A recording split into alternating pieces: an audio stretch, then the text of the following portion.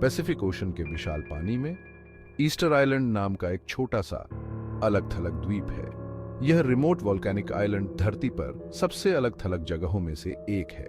रापा नुई के नाम से भी जाना जाता है। यह जगह ब्रेथ टेकिंग ब्यूटी और रहस्यमयी पास्ट से भरी है।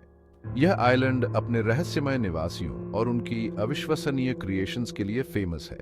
लैंडस्केप में टावरिंग है मोआई मोनोलिथिक स्टोन स्टैच्यूज, जिन्होंने सदियों से एक्सप्लोरर्स और साइंटिस्ट्स को मोहित किया है।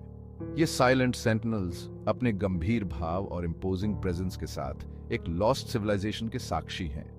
इनका अस्तित्व जवाबों से ज्यादा सवाल खड़े करता है। इन विशाल फिगर्स को किसने बनाया, उन्होंने इन्हें कैसे ट्रांसपोर्ट किया और कैसे इरेक्ट किया, और सबसे महत्वपूर्ण बात, उनका पर्पस क्या था। ईस्टर आइलैंड और उसके मोआई की कहानी ह्यूमन इंजेन्युइटी, कल्चरल कम्प्लेक्सिटी और ह्यूमैनिटी और एनवायरनमेंट के बीच डेलिकेट बैलेंस की याद दिलाती है। मोआई प्राचीन रापा नुई लोगों के आर्टिस्टिक और इंजीनियरिंग स्किल्स का एक ऑ इंस्पायरिंग प्रमाण है। वॉल्केनिक टफ से तराशा गया कंप्रेस्ड वॉल्केनिक ऐश से बना एक रिलेटिवली सॉफ्ट रॉक। ये स्टैच्यूज 10 मीटर तक ऊंचे हैं और 80 टन तक वजन के हैं। इनकी डिस्टिंक्टिव फीचर्स, बड़े हेड्स, लंबी नोजेस और एनिग्मेटिक एक्सप्रेशंस ईस्टर आइलैंड के आइकॉनिक सिंबल्स बन गए हैं। मोआई का शीर स्केल अपने आप में इंप्रेसिव है, लेकिन उनके क्रिएशन में शामिल क्राफ्ट्समैनशिप उतना ही रिमार्केबल है। बसाल्ट, एक हार्डर वॉल्केनिक रॉक से क्राफ्टेड रूडिमेंट्री टूल्स का उपयोग करके रापा नुई ने टफ को मेटिकुलसली चिजल करके स्टैच्यूज को सरप्राइजिंग प्रिसिजन के साथ आकार दिया। स्टैच्यूज को अक्सर इंट्रिकेट कार्विंग्स से सजाया जाता था, जो विभिन्न सिंबल्स और मोटिव्स को दर्शाते थे, जो कल्चरल सिग्निफिकेंस रखते थे। मोआई का असली उद्देश्य क्या था, यह स्कॉलर्स के बीच डिबेट और स्पेक्यूलेशन का विषय बना हुआ है। हालांकि प्रचलित थ्योरी यह बताती है कि इन्हें एंसेस्टर्स और चीफ्स को ऑनर करने के लिए बनाया गया था, जो लिनेज और अथॉरिटी के रिप्रेजेंटेशंस के रूप में काम करते थे। मोआई को स्ट्रेटेजिकली एयू नामक प्लेटफॉर्म्स पर पोजिशन्ड किया गया था, जो अक्सर उन विलेजेस की ओर इनलैंड फेसिंग करते थे जिन्हें माना जाता था कि ये प्रोटेक्ट करते थे। ऐसा माना जाता है कि स्टैच्यूज ने रापा नुई के स्पिरिचुअल बिलीफ्स में एक सेंट्रल रोल निभाया। लिविंग और डेड के बीच इंटरमीडिएरीज के रूप में काम करते थे। एक मोआई का साइज और ग्रैंडियर संभवतः उस इंडिविजुअल के स्टेटस और इंपॉर्टेंस को रिफ्लेक्ट करता था जिसे वह रिप्रेजेंट करता था।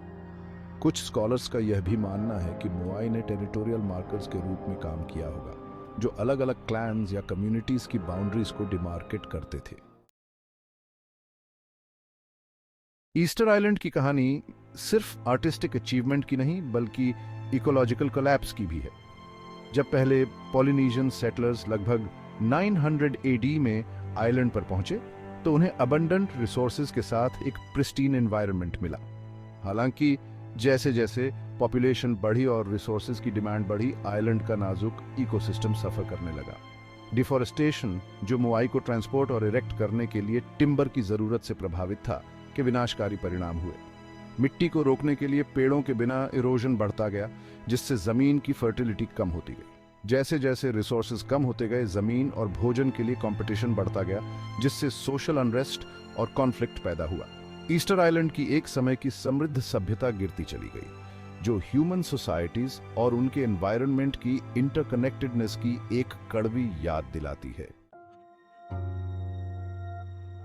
जब तक यूरोपियन एक्सप्लोरर्स 1722 में ईस्टर संडे को आइलैंड पर पहुंचे, तब तक आइलैंड की पॉपुलेशन बहुत ज्यादा कम हो चुकी थी और मोआई गिरे हुए थे। निग्लेक्ट और इंटरनल कॉन्फ्लिक्ट का शिकार रापा नुई सिविलाइजेशन का अंत, अनसस्टेनेबल प्रैक्टिसेस के खतरों और एनवायरमेंटल स्टुअर्डशिप के महत्व के बारे में एक कॉशनरी टेल के रूप में काम करता है।